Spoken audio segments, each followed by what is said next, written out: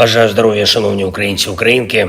Найголовніше за цей день. I wish you good health, fellow Ukrainians. The most important thing for today. I held a meeting of this stuff. There was a report by Commander-in-Chief Syrskyi on the frontline situation in all key defense areas, as well as the operation in the Kursk region. General Syrskyi reported that about 1,000 square kilometers in the Kursk region are under our control.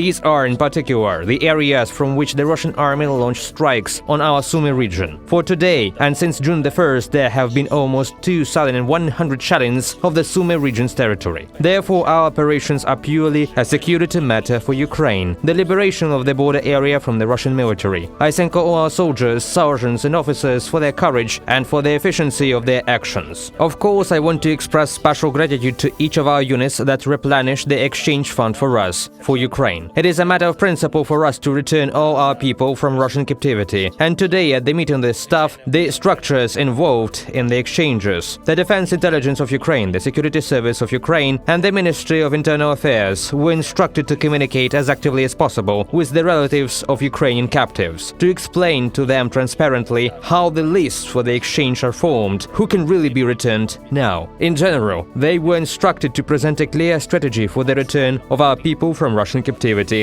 At the next meeting, there should be a relevant report. I also very much expect that the Minister of Defense and all our Ukrainian diplomats will work as actively as possible with our partners on long-range capabilities for Ukraine. We need appropriate permissions from our partners to use long-range weapons. This is something that can significantly advance the just end of this war, as well as save thousands of Ukrainian lives from Russian terror. It is only fair to destroy Russian terrorists where they are, where they launch their strikes from.